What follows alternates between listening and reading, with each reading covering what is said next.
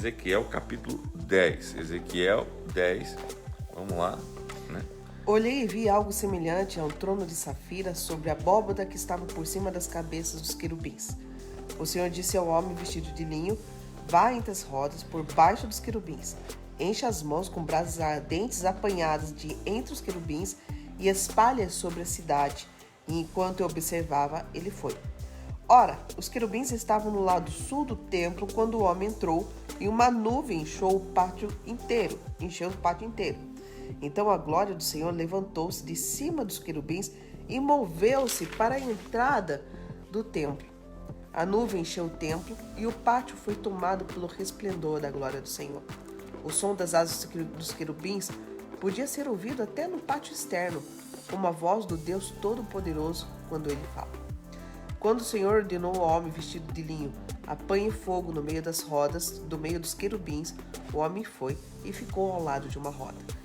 No meio do fogo que estava entre os querubins, um deles estendeu a mão, apanhou algumas brasas e as colocou nas mãos do homem vestido de linho, que as recebeu e saiu. Debaixo das asas dos querubins podia-se ver o que se parecia com mãos humanas. Olhei e vi ao lado dos querubins 4 rodas, uma ao lado de cada um dos querubins. As rodas reluziam como berilo. Quanto à sua aparência, eram iguais e cada uma parecia estar entrosada na outra. Vamos só dar uma pausa aqui para a gente poder ir vendo, né, todos os personagens. Então, vamos tentar focar aqui nos personagens. Primeiro, fala dessa abóboda, né? Então, a gente que viu lá no capítulo 1, a gente vê que está fazendo a descrição, né, daqueles 4 seres, tá? Daquelas rodas, engrenagem com muitos olhos, em cima o trono, Deus no trono, os anjos, né? Quatro anjos com aquelas asas, os 4 rostos dos animais. É aquela imagem, né? E fala aqui da glória de Deus. Volta a falar desse personagem que não diz nome, só se refere a ele a um homem vestido de linho.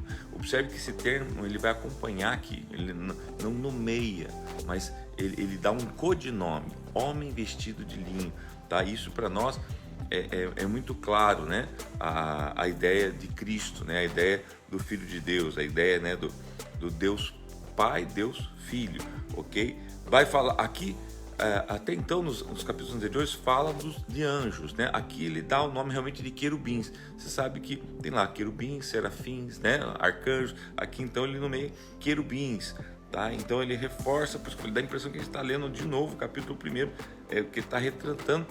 Fala de uma nuvem de glória. Então fala que onde se movia havia uma nuvem de glória, ou seja, a presença de Deus atraía, né? O que ele chama, talvez visivelmente, era o que melhor descrevia, era uma nuvem, tá? Que vinha, né?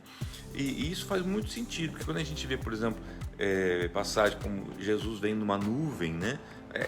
Não é uma nuvem do céu, um vapor d'água, não, mas a ideia de uma nuvem de glória, a ideia, né, da presença, né, que carrega, né, esse Cristo, esse ser, né? Então, o que mais aqui? Paramos no verso, assim, que o som das asas desses querubins, né, eram ouvidos no pátio como a voz de Deus Todo-Poderoso quando ele fala. Então, imagina o som dessas asas. Então, ele está tentando descrever, fala que aquele homem vestido de linho, ele tinha que apanhar brasas, fogo, né, e jogar sobre a cidade, tá? Também são detalhes importantes que a gente precisa pegar, tá? E agora sim, versos 10 em diante, continuando lá com a gente. Quanto à sua aparência, eram iguais e cada uma parecia estar entrosada na outra, aqui falando das rodas, né? Agora vou das rodas, isso. Enquanto se moviam, elas iam em qualquer uma das 4 direções que tomavam os querubins. As rodas não se viravam enquanto os querubins se moviam. Eles seguiam qualquer direção à sua frente sem se virar. Seus corpos, inclusive as costas, as mãos e as asas, estavam completamente cheios de olhos como suas 4 rodas. Quanto às rodas, ouvi que as chamavam giratórias. Cada um dos querubins tinha 4 rostos. Um rosto era o de querubim, o segundo de um homem, o terceiro de um leão, o quarto de uma águia. Então os querubins se elevaram, eram os mesmos seres viventes que eu tinha visto junto ao rio Quebar. Quando os querubins se moviam, as rodas ao lado deles se moviam. Quando os querubins estendiam as asas para erguer-se do chão, as rodas também iam com eles. Quando os querubins se mantinham imóveis, elas também ficavam. E quando os querubins se levantavam, elas se levantavam com elas, porque o espírito dos seres viventes estava nelas. E a glória do Senhor afastou-se da entrada do templo e parou sobre os querubins. Enquanto eu observava, os querubins estenderam as asas e seguiram do chão e as rodas foram com eles. Eles pararam à entrada da porta oriental do templo do Senhor e a glória do Deus de Israel estava sobre eles. Esses seres viventes eram os mesmos que eu tinha visto debaixo do Deus de Israel, junto ao rio Quebar, e percebi que eles eram querubins. Cada um tinha 4 rostos e 4 asas, e debaixo de suas asas havia o que parecia mãos humanas. Seus rostos tinham a mesma aparência daqueles que eu tinha visto junto ao rio Quebar. Todos iam sempre para a frente. Aqui parece um pouco confuso, né? Parece ele está retratando uma visão que ele teve, né? Isso, mas ao mesmo tempo, assim, é confuso e não, porque ele está retratando algo que ele estava vendo, né? Mas ao mesmo tempo, ele está reforçando que a imagem que ele via, ele fala lá do rio Quebar, ou seja, eu estou vendo a mesma coisa, estou vendo a glória de Deus, eu estou vendo Deus. E o que eu estou vendo é Deus se afastando. Deus se afastando.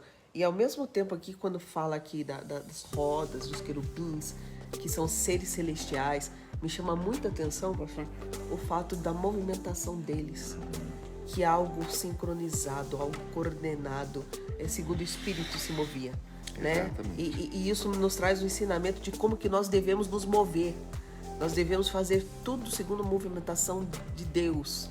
Se o Espírito se move, a gente se move. Se ele para, a gente para. Se ele avança, a gente... E ele assim, sempre para frente, sem olhar para trás. E isso vai repetir lá na frente, está repetindo de novo, né? A questão das 4 rodas. Você veja assim, que todos estão no mesmo dinamismo, no mesmo caminhada, juntos, entrosados. E assim nós deveríamos ser como cristão, como irmão em Cristo, como pessoas de uma mesma igreja se movimentando igual. Exato. Então aqui eu chamo a atenção, para confirmar isso que a pastora falou, verso 17 e 18. Porque o 17 fala assim: quando os querubins se mantinham imóveis, elas também ficavam. Quando os querubins se levantavam, elas se levantavam com eles. Porque o espírito dos seres viventes estavam nela. E o 18 fala: e a glória do Senhor afastou-se da entrada do templo e parou sobre os querubins. A ideia de que estava se afastando do templo e parava sobre os querubins. Eles carregavam a glória, né? Eles carregavam o trono, eles carregavam a glória de Deus. O capítulo 10 tenta retratar isso. O capítulo 11, que nós vamos falar na segunda-feira, você vai ver que vai estar dando continuidade, vai abordar um pouquinho mais sobre o julgamento, né, que Israel vai ter, mas ainda ele dá uma continuidade a essa retirada, né, do Espírito de Deus ou da glória do Senhor, do templo, ok? Queridos, é isso, né? Capítulo 10, né? A exposição do texto, tá? Você tem acompanhado, né? Eu volto a dizer, o livro de Ezequiel, ele é bastante instigador, porém de uma profundidade imensa. Podemos sim fazer uma visão hoje, uma visão holística, futurista, né? Podemos ver sim, em muitas situações, Deus querendo até se retirar de alguns ambientes, não porque Deus quer ir embora, mas é porque ele não suporta. Observe que Deus não estava suportando o que estava acontecendo no templo, naquela época, né? Então a mesma coisa hoje. Deus às vezes não está suportando o que está acontecendo em muitas vidas, em muitas casas, em muitos templos, em muitas situações no mundo, né? Então aquela coisa ele começa a se retirar, tá? Porque sobre os seus anjos, né, sobre os seus querubins, sobre a glória começa a se afastar e nós começamos a sentir todo o efeito disso, tá bom? Mas um dia a gente fala um pouquinho mais profundamente sobre isso. Que Deus abençoe vocês, uma sexta-feira abençoadíssima. Nós nos encontramos às 15 horas, tá ok? E não esqueça, você que não perdeu alguma devocional, algum desses momentos conosco essa semana, tá lá no YouTube, você pode ir lá rever, reassistir, são videozinhos de 10, 15 minutos no máximo, tá bom? Você pode colocar em dia a sua devocional. Um grande abraço a todos vocês.